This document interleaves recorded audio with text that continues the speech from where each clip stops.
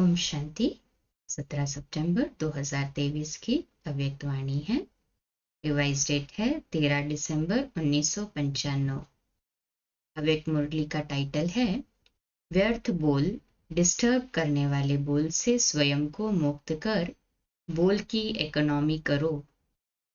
आज बाप दादा चारों ओर की आत्माओं को आप सभी के साथ देख रहे हैं। चारों ओर के बच्चे आकार रूप से बाप दादा के सामने हैं। डबल सभा, साकारी और आकारी दोनों कितनी बड़ी सभा है। बाप दादा दोनों सभा के बच्चों को देख हर्षित हो रहे हैं, क्योंकि बाप दादा हर बच्चे को विशेष दो रूपों से देख रहे हैं। एक बच्चा इस सर्व मनुष्य आत्माओं के पूर्वज सारे वृक्ष का फाउंडेशन है, क्योंकि जड़ से सारा वृक्ष निकलता है। और दूसरे रूप में पूर्वज बड़े को ही कहते हैं ना। कहें हाँ जी बाबा। तो सृष्टि के आदि में आप आत्माओं का ही पार्ट है, इसलिए बड़े थे बड़े हो। इस कारण सर्व आत्माओं के पूर्वज हो। साथ साथ ऊंचे ते ऊंचे बाप की पहली रचना आप ब्राह्मण आत्माएं हो। तो जैसे ऊंचे ते ऊंचा भगवान है, वैसे बड़े ते बड़े पूर्वज आप हो। तो इतने सारे पूर्वज बच्चों को देख बाप हर्षित होते हैं। इतने सारे पूर्वज बच्चों को देख भी बाप भी हर्षित होते हैं। आप भी हर्षित होते हो। कहे हाँ जी बाबा कि हम पूर्वज है, उसी निश्चय और नशे में रहते हो। बाबा पूछते, कहे हाँ जी बाबा। तो बाप दादा आज पूर्वजों की सभा देख रहे हैं। आप सभी जो भी बाप के बच्चे हो, माया से बचे हुए हो। बच्चे का अर्थ ही है बाप का बनना, अर्थात बच्चे बनना। तो माया से बचे हुए बाप के बच्चे बनते हैं। आप सभी माया से बचे हुए हो ना। कहे हाँ जी बाबा कि कभी चक्कर में आ जाते हो। कहते हैं ना, ऐसा भी चक्रव्यूह होता है जो बहुत तरीके से निकलना होता है।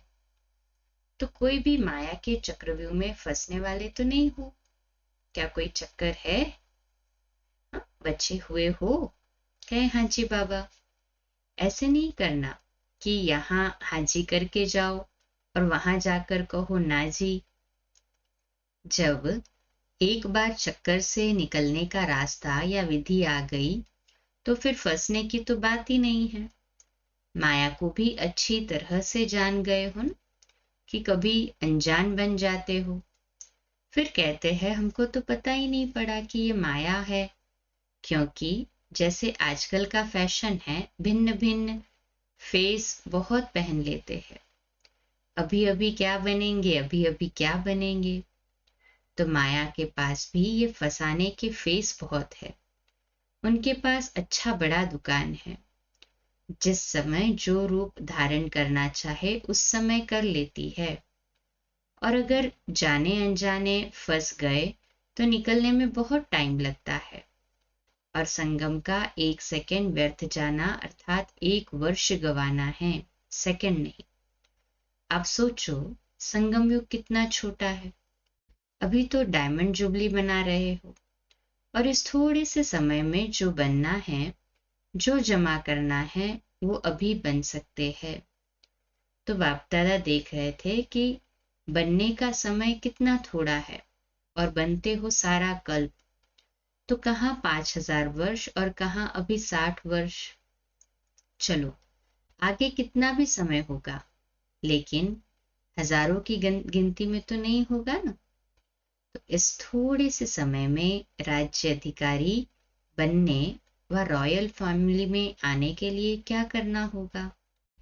वैसे संख्या के हिसाब से सतयुग में विश्व का तख्त सभी को तो मिल भी नहीं सकता।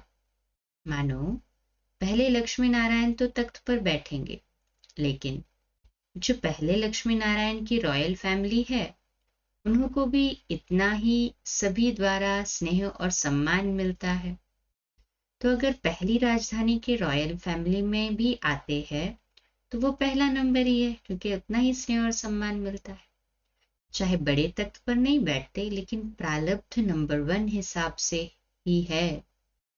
नहीं तो अब सभी लोगों को त्रेता तक भी तख्त थोड़ी ही मिलेगा।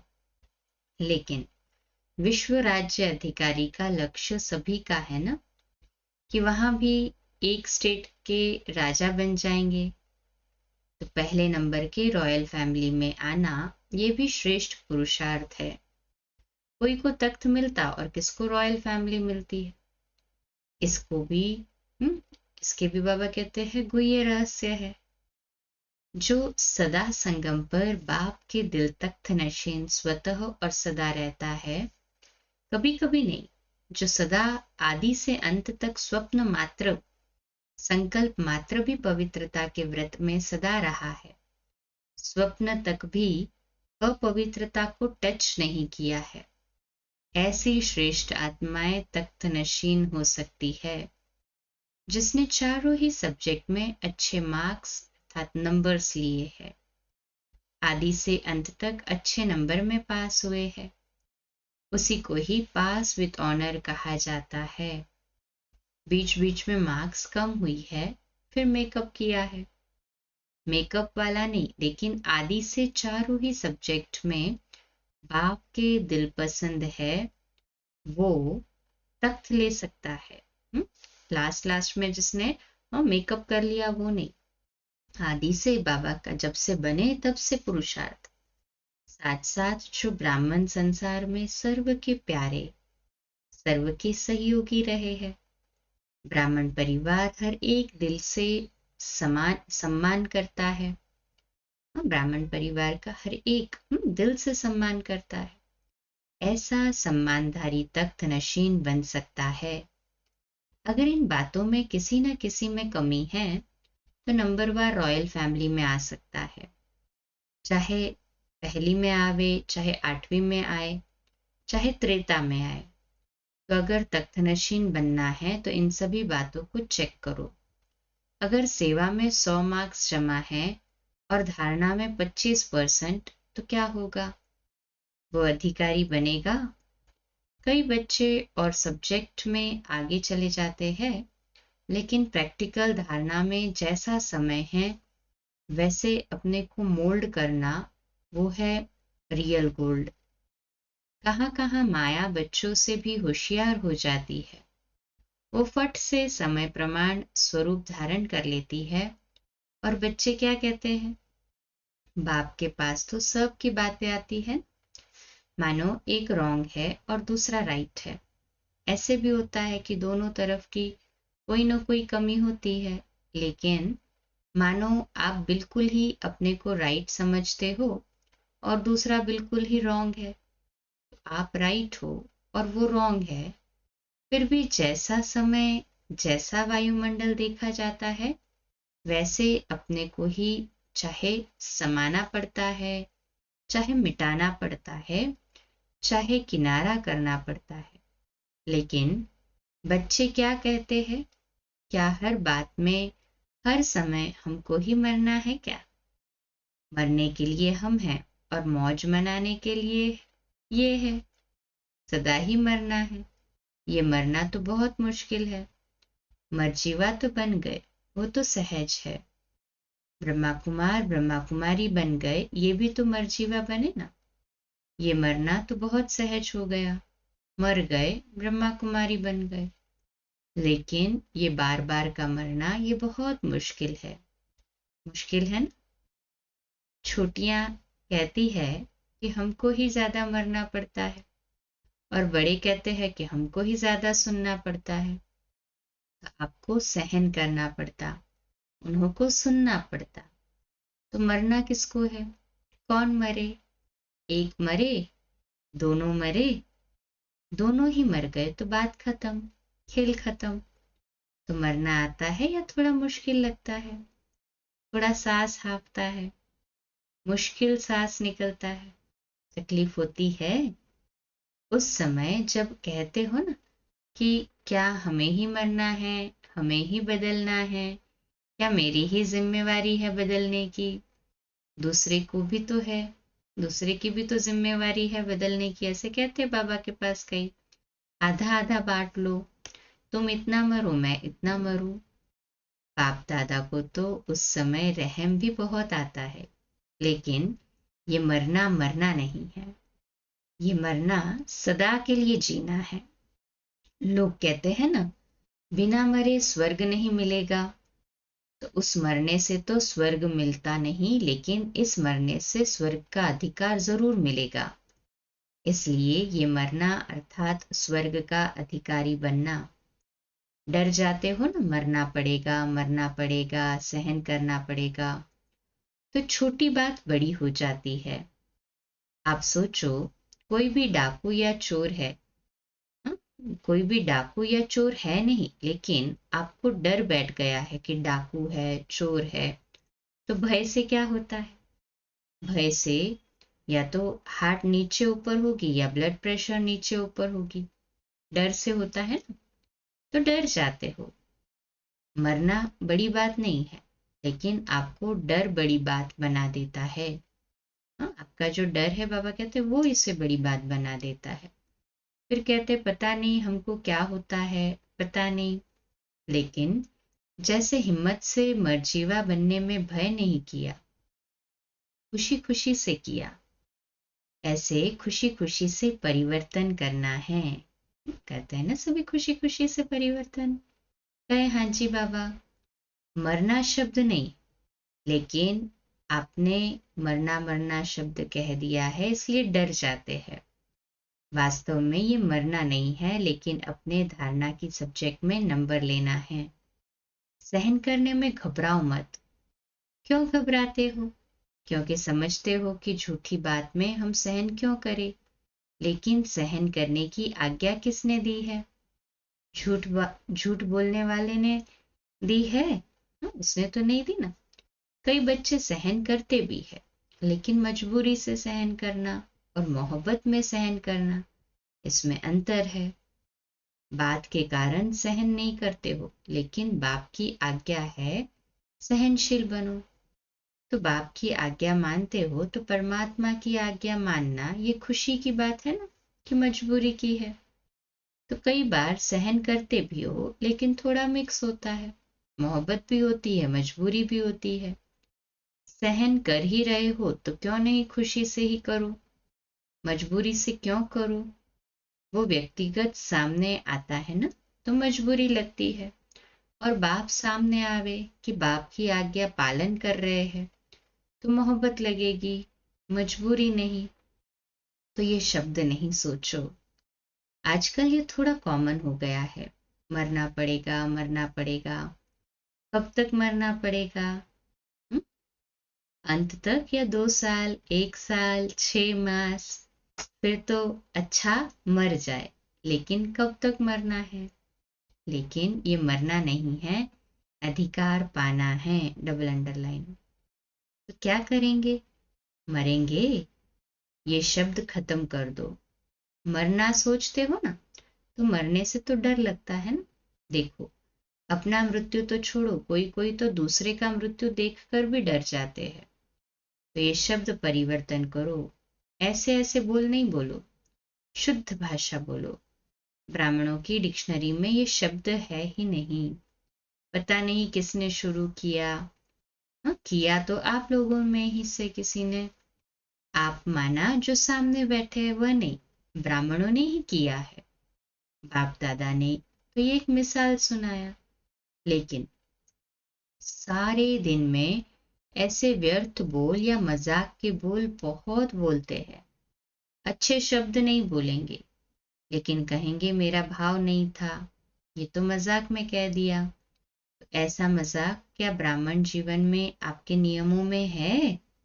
लिखा हुआ तो है नहीं। कभी पढ़ा है कि मजाक कर सकते हैं? कहते हैं कभी पढ़ा है कि मजाक कर सकते हैं ब्राह्मणों की डिक्शनरी में? मजाक करो, लेकिन ज्ञान युक्त, योग युक्त।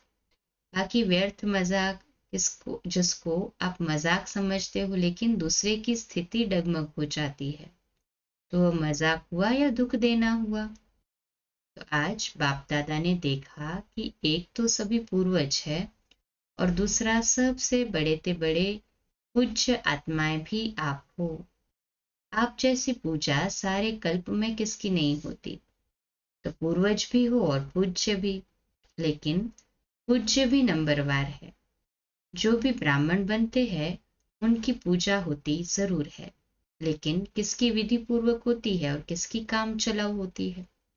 तो जो ब्राह्मण यहाँ भी योग में बैठते हैं लेकिन काम चलाऊ, कुछ नींद किया, कुछ योग किया, कुछ व्यर्थ सोचा और कुछ शुभ सोचा, तो ये काम चलाऊ हुआ ना। सफेद बत्ती जल गई, काम पूरा हो गया। ऐसे धारणा में भी काम चलाऊ बहुत होते हैं, डबल अंडरलाइन। कोई भी सरकमस्टेंस आएगा तो कहेंगे अभी तो ऐसे करके चलाओ, पीछे देखा जाएगा। तो ऐसे की पूजा काम चलाऊ होती है। देखो, लाखों सालिग्राम बनते हैं लेकिन क्या होता है, विधि पूर्वक पूजा होती है, काम चलाऊ होती है ना। पाइप से न ला दिया और तिलक भी कटोरी भर के पंडित लोग ऐसे ऐसे कर देते हैं, छिड़क देते हैं, तिलक लग गया, ऐसे छिड़क दिया तो ये क्या हुआ, काम चलाऊ हुआ है ना। पूज्य सभी बनते हो, लेकिन कैसे पूज्य बनते हो वो नंबरवार है। किसकी हर कर्म की पूजा होती है। दातून का भी दर्शन होता है कि दातून हो रहा है, फिर भोजन का दर्शन, अलग अलग उसकी इतनी अलग विधि से पूजा होती है। मथुरा में जाओ तो दातून का भी दर्शन कराते हैं। इस समय दातून का समय है, तो काम चलाऊ नहीं बनना, नहीं तो पूजा भी ऐसी होगी। अच्छा, सभी टीचर्स खुश हो या कोई कोई इच्छा अभी भी मन में है। कोई भी इच्छा होगी तो अच्छा बनने नहीं देगी। या इच्छा पूर्ण करो या अच्छा बनो, आपके हाथ में है।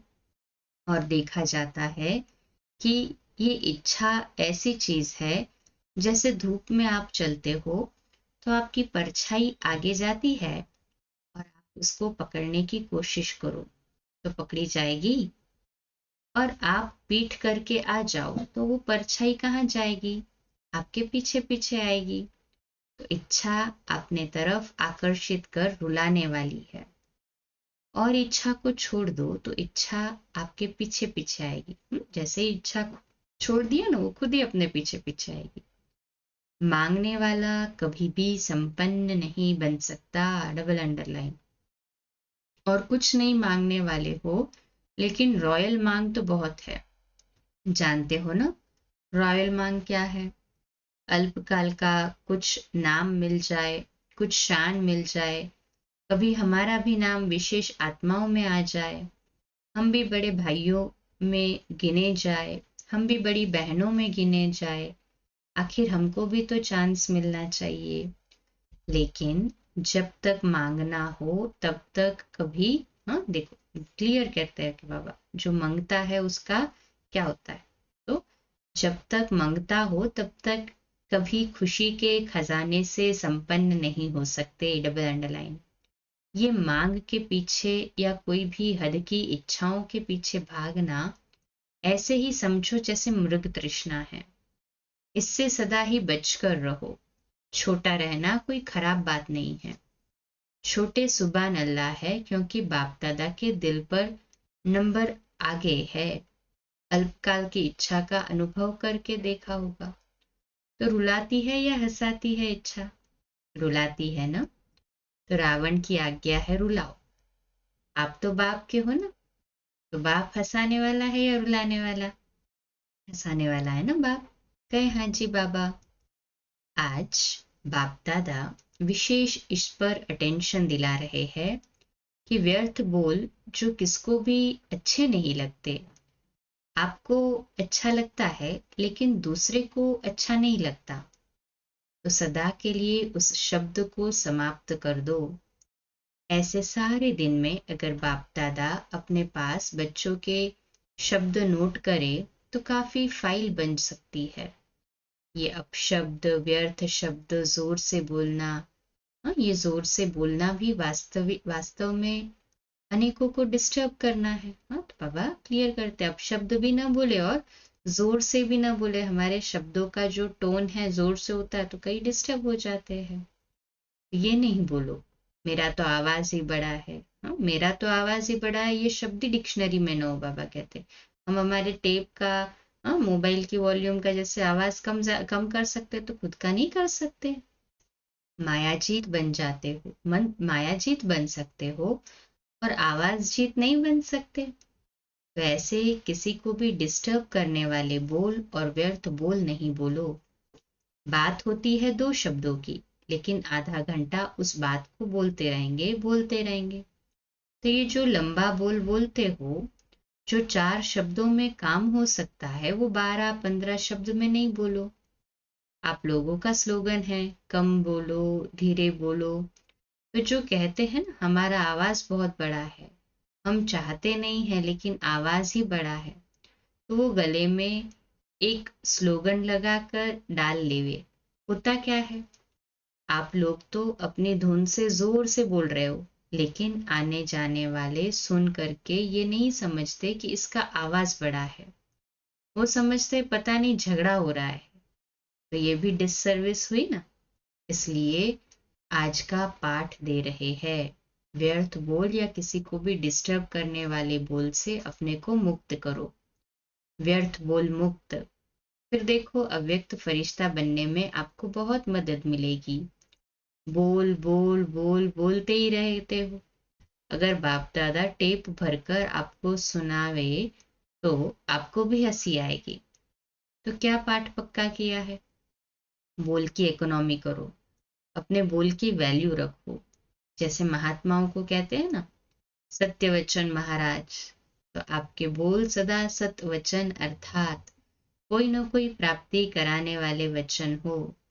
किसको चलते फिरते हंसी में कह देते हो, ये तो पागल है, ये तो बेसमझ है। ऐसे कई शब्द बाप दादा अभी भूल गए हैं लेकिन सुनते हैं। तो ब्राह्मणों के मुख से ऐसे शब्द निकलना, ये मानो आप सतवचन महाराज वाले किसी को श्राप देते हो। किसको श्रापित नहीं करो, सुख दो। हो गया पक्का? कहे हाँ जी बाबा। युक्ति युक्त बोल बोलो और काम का बोलो, व्यर्थ नहीं बोलो। जब बोलना शुरू करते हो तो 1 घंटे में चेक करो कि कितने बोल व्यर्थ हुए और कितने सतवचन हुए। आपको अपने बोल की वैल्यू का पता नहीं, तो बोल की वैल्यू समझो। अपशब्द नहीं बोलो, शुभ शब्द बोलो, क्योंकि अभी लास्ट मास है और आदि का मास डायमंड जुबली है। तो सारा साल डायमंड बनेंगे या 6 मास बनेंगे? क्या कहते हैं? सारा साल बनेंगे ना? कहे हाँ जी बाबा। इसलिए बाप दादा डायमंड जुबली के पहले बच्चों को विशेष अटेंशन दिला रहे हैं। बाप दादा चारों ओर के दृश्य तो देखते ही रहते हैं, सारा दिन नहीं देखते रहते, सेकंड में सब देख सकते हैं। तो पाठ पक्का किया, मुक्त बनना है। कहे हाँ जी बाबा। या थोड़ा थोड़ा युक्त और थोड़ा थोड़ा मुक्त, हर एक अपने को देखो।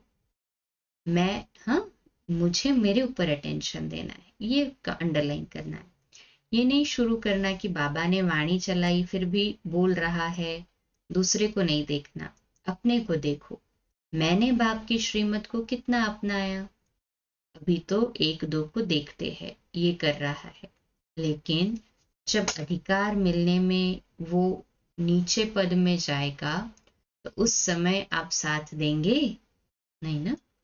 उस समय देखेंगे, उस समय नहीं देखेंगे। हाँ, बाबा कहते हैं उस समय देखेंगे, उस समय नहीं देखेंगे। जब अधिकार का ऊंचा पद होगा तो देखेंगे और बाकी नीचा होगा तो नहीं देखेंगे, ऐसे तो नहीं ना। फिर अभी क्यों देखते हो? अच्छा, सभी मुक्त बनेंगे ना? सभी को पाठ याद है? कौन सा पाठ? व्यर्थ बोल मुक्त याद है? कहे हाँ जी बाबा। भूल तो नहीं गया? अच्छा, चारों ओर के पूर्वज आत्माओं को, सदा इस निश्चय और नशे में रहने वाली श्रेष्ठ आत्माओं को, सदा बाप के श्रीमत प्रमाण हर कर्म करने वाले कर्मयोगी आत्माओं को, सदा दृढ़ संकल्प से बाप के हर कदम पर कदम रखने वाले फॉलो फादर बच्चों को बहुत बहुत याद, प्यार और नमस्ते। डबल विदेशियों को डबल नमस्ते। हम रूहानी बच्चों की रूहानी माता पिता बाप दादा को याद, प्यार, गुड मॉर्निंग और नमस्ते। वाह बाबा वाह, शुक्रिया बाबा शुक्रिया। आज का मीठा वरदान, लौकिक को अलौकिक में परिवर्तन कर घर को मंदिर बनाने वाले आकर्षण मुक्त भव। आज का सोमान, मैं आकर्षण मुक्त आत्मा हूँ। विश्लेषण, प्रवृत्ति में रहते घर के वायुमंडल को ऐसा बनाओ जिसमें कोई भी लौकिकता न हो। कोई भी आए तो अनुभव करे कि ये लौकिक नहीं, अलौकिक है। ये साधारण घर नहीं लेकिन मंदिर है। ये है पवित्र प्रवृत्ति वालों की सेवा का प्रत्यक्ष स्वरूप। स्थान भी सेवा करे, वायुमंडल भी सेवा करे। जैसे मंदिर का वायुमंडल सबको आकर्षित करता है, ऐसे आपके घर से पवित्रता की खुशबू आए तो वो खुशबू स्वतः चारों ओर फैलेगी और सबको आकर्षित करेगी। स्लोगन, मन बुद्धि को दृढ़ता से एकाग्र कर कमजोरियों को भस्म कर दो, तब कहेंगे सच्चे योगी। आज सूचना है, अंतर्राष्ट्रीय योग दिवस, तीसरा रविवार है आज। तो सायं 6:30 से 7:30 बजे तक सभी भाई बहनें योग अभ्यास में अनुभव करें कि मुझ आत्मा द्वारा पवित्रता की किरणें निकलकर सारे विश्व को पावन बना रही है। मैं मास्टर पतित पावनी आत्मा हूँ। अच्छा, कम बोलो, धीरे बोलो, मीठा बोलो, सत्य बोलो, सोच समझकर बोलो। निमित्त भाव, निर्माण भाव, निर्मल वाणी। आज का नया दिन आप सभी को मुबारक हो, मुबारक हो, मुबारक हो। शुभ दिवस। आज रात्रि क्लास 8:45 बजे, कल सुबह अमृत वेला मेडिटेशन 3:30 से 4:30 और प्रातः मुरली क्लास 4:45 बजे। ओम शांति।